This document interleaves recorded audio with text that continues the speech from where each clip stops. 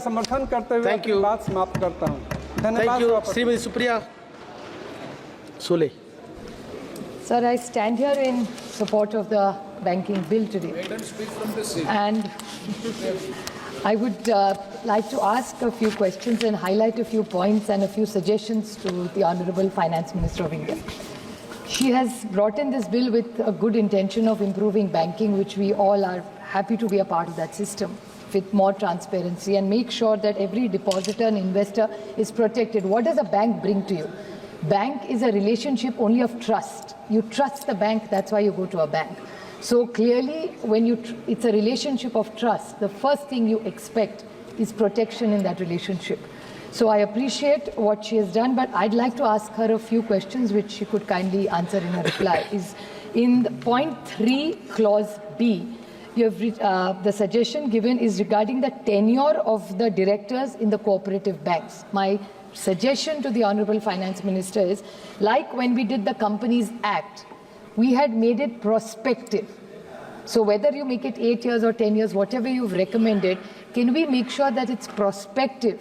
Because what will happen if right now there's such a big change in the system, there will be a whole generation of people, of directors, who will have to either be moved out.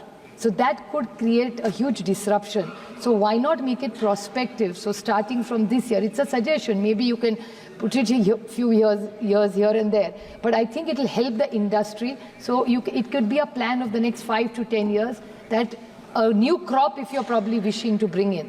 Because in cooperative, sir, like you and I get elected, in the cooperative banking, they're elected members. So an elected member, they have capped it. I don't know what the intention of the government is to cap it. I'm sure it's a very noble intention. But if it's prospective, it will really help the industry. Hence, I'm making this recommendation to her. In the second point where she has talked about governance, standardization, and making sure that the depositors are protected. Sir, I have this question, which in the PMC case, the Honorable Finance Minister was most helpful the last time when we reached out to her for help in this case. But there's another bank called Shivaji Bhosle Sahakari Bank in Maharashtra, which is a cooperative bank. And there are many banks pan-India where the investors are not protected. Then they put the 5 lakh rupee cap. When you say, the normal reply from the government is that 95% people get their deposits back. It's only the 5% who don't get it. It's the large ones. Sir, from 5 to 10 to 15 to 25 is not a large amount. And what happens in these kind, I'm going to make a very pragmatic statement now, is really if somebody does a financial fraud in this country, should we put them in jail? Should be the first action. My question is, it's an humble suggestion which has come to me from people in my constituency and my state, that when there is a financial fraud, you pick up somebody, put them in jail. They are sitting in jail for 10 years, for I'll say. Nothing happens. People are still suffering. They don't get their money back. So what is the big advantage of arresting somebody? I'm not saying don't arrest them. What I'm trying to suggest is, why not first make that person pay back to all the poor people who he owes or she owes the money to, and then put them in jail or whatever system you want. So in any financial fraud, because what happens is the PMC, like an example, which she has been very indulgent towards us in helping, when those people, that entire family was arrested, for years nobody got any hearing for the reason that all the assets were in their name. There was nobody in the family to sell it. So the deposit never got any money. And then what happens if it's in a huge litigation, the government goes to court, it takes forever. It's the same thing what has happened in the IBC Act. The intention of the IBC Act was very, very good. You put them into solvency, but what happens? The court, which was first an arbitrator, a facilitator has become an arbitrator now. So you go to court, but justice is never done. So what is the whole intention of, I'm not saying, please don't misunderstand me, I'm not saying if somebody does a fraud, don't arrest them. Please do arrest them. But can we first have a system where you pay back the depositors? What is the intention of doing all this? Of cleaning up the system to making it a fair justice system so that the depositor is protected? How will you protect the depositor if he or she doesn't get the money back in time? They don't get loans, their children's loan, their insurance, their education loans. So how does it help? Or health services. So the first thing I think we really need to think, put our minds up, maybe you can send it to a finance committee to think about it with a solution, put all our minds, because nobody is against this bill.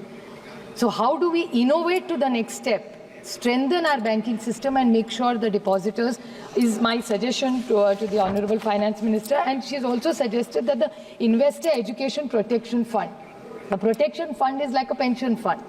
Now, this government for years have been raising it, sir, that the EPS 95, it's a little bit away from the banking bill, but I'd like to highlight, I'm just drawing a comparison, that the EPS 95 pensioners have given money which is lying with the government. They don't get the money that was committed to them.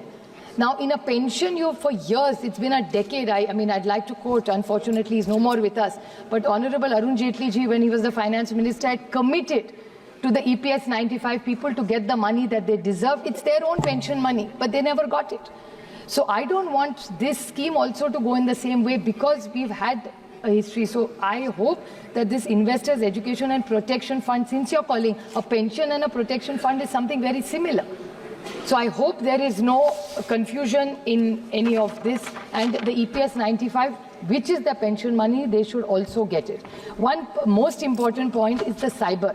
As a matter of fact, just today, in today's newspaper, it has come, sir, that just in Delhi alone, 452 crores cases worth of scams in banks have occurred just in the last 1 year. This is just, I'm talking only about Delhi, sir.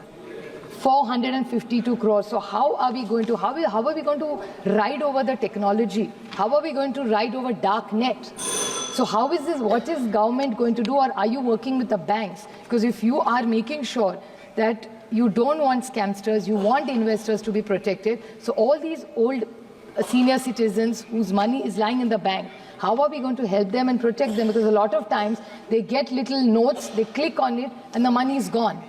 So what intervention is the government doing for technology? It's going to be very, very hard. I do understand, because not necessary that this dark net is anybody sitting in India. It could be anywhere in the world. So what intervention is the government doing to safeguard all the securities in the bank? Two small points I'd like to ask. That they were talking about all the banks, which Sambit Patraji extensively talked about how well the banks are doing. I appreciate that the mergers really did the good job of the merging, was a very good suggestion and an idea, and that's why the banks are looking much better and stronger. But was it the bank balance sheet appropriation that really made the magic? And writing off or haircut, you can call it whatever, was the reason that the banks are looking stronger? So if you could kindly clarify and see what it is. And one last point is that a lot of you talk about the Mudra loan, Government of India gives a lot of sovereign guarantee for many things.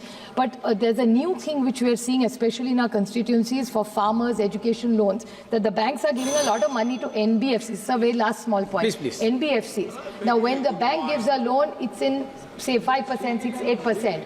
When there is they give it to NBFCs. So the core job of the bank is to give the loan. They are outsourcing it to NBFCs who are increasing the interest rates. So how do we control this interest rate? Because it's happening in a lot of farm loans that the NBFCs the interest rates are very high while the banking is not. And the last very, very small point, which I know she will give us a clarification, that banking globally is becoming smaller because the deposits in the banks are going down, because in the economies which are fast growing, people are moving to mutual funds as an option. So this is not this is not for the bill, but eventually, maybe 5-10 years from now, since we're talking about banking, is the government have some plans of the growth of banks? Because if the deposits will eventually over a period of time go down and people will prefer to go to mutual funds over banking and conservative safe deposit as an option. So where does banking go in the next few years? Since this is such a comprehensive bill you're bringing for safety, I think we will have to think about this. So I ask her that with the economy being the way it is, because in the last quarter the economy has come down to 5.4. And I know that she has, the Honorable Finance Minister herself has been quoted in a newspaper that she's looking to cut the interest rates. So is this an option they are looking at? Because the Commerce Ministry and the Finance Ministry have been quoted today. So with the slow growth, unemployment going up, the food inflation going up, what is the government's plan? Because this was 5.4 is something we've been predicting for last, because India is no more an insulated economy with the global crisis. I would request her to please talk about how she is going to look at the growth story of India. Thank you. Thank you. Sri Konda Vishwa Reddy. ವಿಶ್ವ plus ಜನಹಿತಕ್ಕಿದು ಜ್ಞಾನದ ಜಾಲ.